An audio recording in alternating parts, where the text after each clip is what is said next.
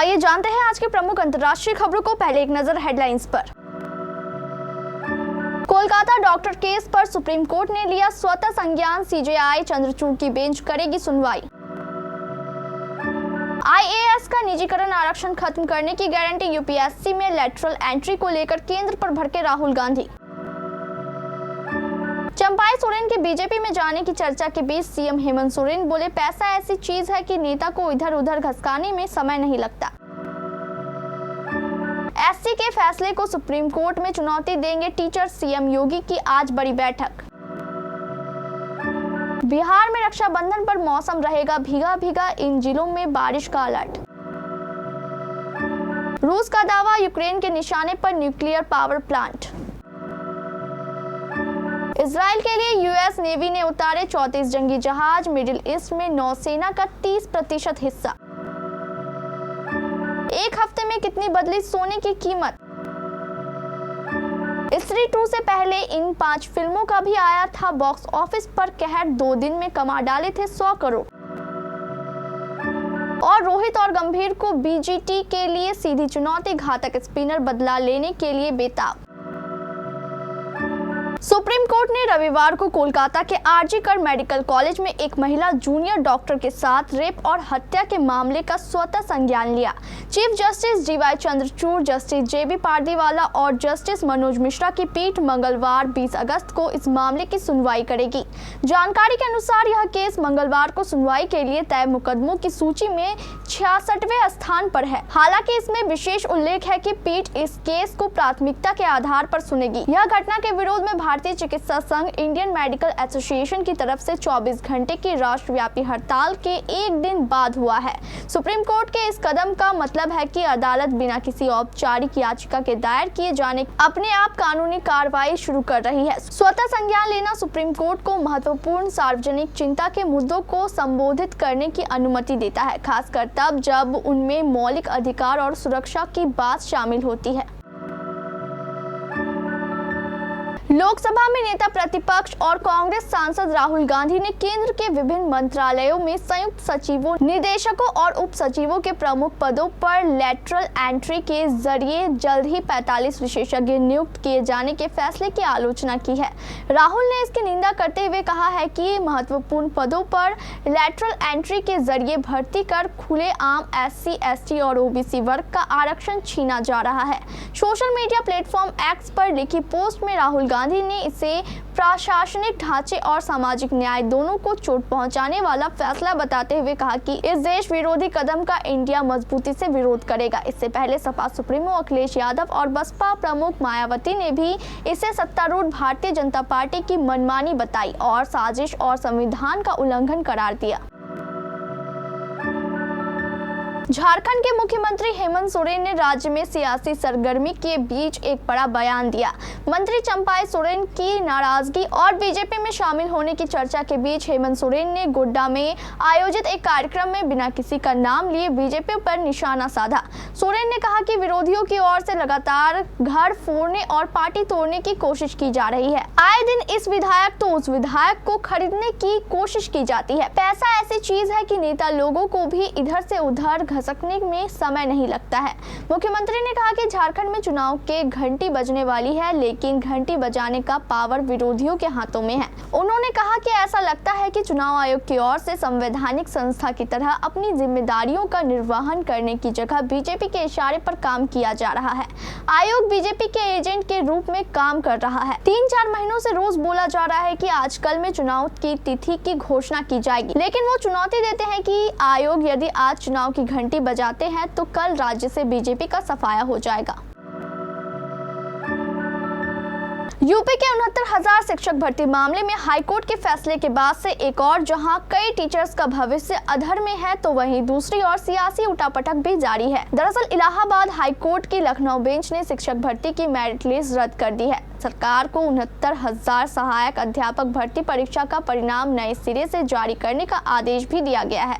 Court के इस फैसले पर टीचर्स अब सुप्रीम कोर्ट जाने की तैयारी में है। हाई कोर्ट के इस फैसले को अनारक्षित वर्ग के अभ्यर्थी सुप्रीम कोर्ट में चुनौती देने की तैयारी में है। अनारक्षित छात्र मोर्चा के प्रदेश प्रभारी धर्मेंद्र मिश्र के मुताबिक 1994 की आरक्षण नियमावली सिर्फ एक सीधी भर्ती में लागू होनी चाहिए, जिसकी एक ही परीक्षा होती है। अनारक्षित प्रतियोगी छात्र मोर्चा के प्रदेश महासचिव हिमांशु दुबे और नितेश सिंह ने बताया कि वह हाई कोर्ट के फैसले से संतुष्ट नहीं है। एक ही भर्ती जो कई चरणों में होती है, उसमें हर स्तर पर आरक्षण का लाभ देने से आरक्षण का दायरा बढ़ जाता है, जिससे अनारक्षित अभ्यर्थियों के मौलिक अधिकारों का हनन होता है। हम इस आदेश को सुप्रीम कोर्ट में चैलेंज करेंगे।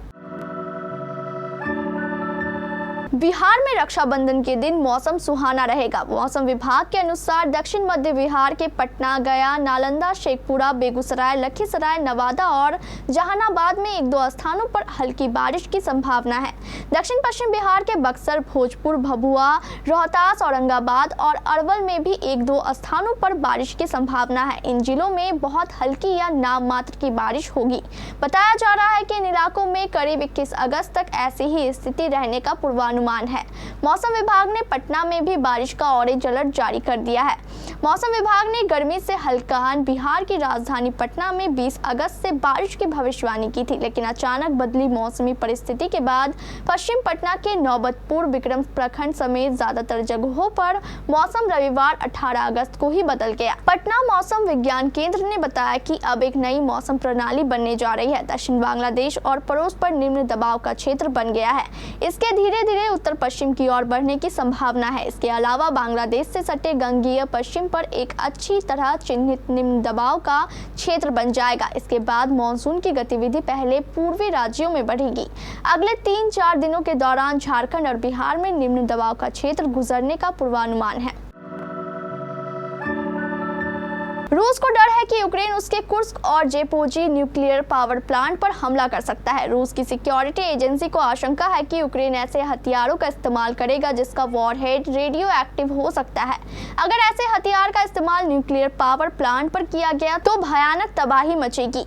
रूस के डिफेंस अधिकारियों ने कहा कि यूक्रेन के डेनप्रोपेट्रोवस्क इलाके के जोतियेवोदी में ये हथियार पहुंच गए हैं। यह जानकारी रूसी सिक्योरिटी अधिकारियों ने स्पुतनिक मीडिया संस्था को बताया। खार्कोव इलाके में मिलिट्री सिविल एडमिनिस्ट्रेशन ने बताया कि यूक्रेन रूसी न्यूक्लियर फैसिलिटी को उड़ा सकता है। उधर यूक्रेन का दावा है कि रूसी खुद सेल्फ फायरिंग करेंगे और मामले को बढ़ावा देंगे। रूस ने यह दावा किया है कि उसे यह जानकारी पकड़े गए यूक्रेनी युद्धबंदियों से मिली है। यूक्रेन द्वारा न्यूक्लियर पावर प्लांट पर हमले की प्लानिंग पश्चिमी देशों की है, जिसमें ब्रिटेन मुख्यतः शामिल है। प्रो रूसी लीडर सर्गेई लेबेदेव ने कहा है कि सुमी और जेपेरोजी इलाके में कई पश्चिमी देशों के मीडिया पर्सनल पहुंच चुके हैं ताकि हमले को लाइव कवर कर सके। अमेरिका अपने मित्र देश इजराइल को बचाने के लिए एड़ी चोटी का जोर लगा रहा है। ईरान और उसके साथी देशों और आतंकी समूहों के हमलों से बचने के लिए अमेरिका ने अपने नौसेना का 30% हिस्सा भूमध्य सागर और उसके आसपास तैनात कर दिया है। Carrier strike group Ibrahim Lincoln 1 से 2 दिन में भूमध्य सागर तक पहुंच जाएगा। परमाणु मिसाइलों से लैस पनडुब्बी USS जॉर्जिया भी नजदीक पहुंच चुकी है। ओमान की खाड़ी पर Theodore Roosevelt aircraft carrier strike group तैनात है। इसके साथ 2 जंगी जहाज USS जॉन एस मैकेन और USS जैनिल इनोयू तैनात किया गया है। मलाक्का की खाड़ी पर Ibrahim Lincoln carrier strike group को तैनात किया जाएगा। उसके साथ ही युद्धपोत USS ऑक्सेन, USS स्प्रेंस और USS फ्रैंक ई पीटरसेन जूनियर खाड़ी में तैनात हो चुके हैं। पूर्वी भूमध्य सागर पर एम्फीबियस असॉल्ट शिप की तैनाती की गई है। ये है USS वॉस्प, USS ओक हिल और USS न्यूयॉर्क। ये हथियार सैनिक टैंक पहुंचाने के साथ साथ हमला करने वाले जहाज होते हैं। सोने की की कीमत में बीते 2 महीनों में बड़ा उतार चढ़ाव देखने को मिला है। कभी तेज रफ्तार पकड़ते हुए पीली धातु की कीमत ने नए शिखर छुए तो मोदी 3.0 के पहले बजट में गोल्ड सिल्वर पर लगने वाली कस्टम ड्यूटी में कटौती के ऐलान के बाद दाम भड़भड़ा कर टूटे। अगर बीते एक हफ्ते में सोने के दाम में आए बदलाव की बात करें तो ये महंगा हुआ है और 71,000 रुपए प्रति 10 ग्राम के पार पहुंच गया है। हालांकि सोना अपने ऑल टाइम हाई से अभी भी 4,000 रुपए तक सस्ता है। मल्टी कमोडिटी एक्सचेंज के आंकड़ों पर नजर डालें तो हफ्ते भर में सोने का भाव चढ़ा है। शनिवार और रविवार को कमोडिटी मार्केट में क्लोजिंग रहने के चलते MCX पर बीते 16 अगस्त के रेट देखें तो ये पहले गिरते हुए 70,289 रुपए प्रति 10 ग्राम तक पहुंच चुका था, लेकिन कमोडिटी मार्केट में कारोबार क्लोज होते होते इसमें अचानक उछाल देखने को मिला है और ये 71,395 रुपए प्रति 10 ग्राम तक पहुंचकर बंद हुआ था। बीते हफ्ते के पहले दिन गोल्ड रेट 70,738 रुपए था। ऐसे में हफ्ते के 5 कारोबारी दिनों में 10 ग्राम सोने के भाव में 657 रुपए का इजाफा दर्ज किया गया है। श्रद्धा कपूर और राजकुमार राव की फिल्म स्त्री 2 बॉक्स ऑफिस पर कहर बरपा रही है। इस फिल्म ने कमाई के मामले में कई ब्लॉकबस्टर और सुपरहिट फिल्मों को जोरदार पटखनी दी है। स्त्री 2 के कहर के आगे अक्षय कुमार की खेल खेल में और जॉन इब्राहिम की फिल्म वेदा पानी मांग रही है। स्त्री 2 ने 15 अगस्त को ही बम्पर ओपनिंग कर ली थी। मेकर्स ने बताया कि फिल्म की पहले दिन की कमाई 76 करोड़ रुपए से ज्यादा रही। वहीं फिल्म ने दूसरे दिन 100 करोड़ रुपए का आंकड़ा पार कर लिया था। आपको बता दें कि स्त्री 2 से पहले सिर्फ 5 फिल्मों ने ही 2 दिनों में 100 करोड़ रुपए कमाने का कारनामा किया।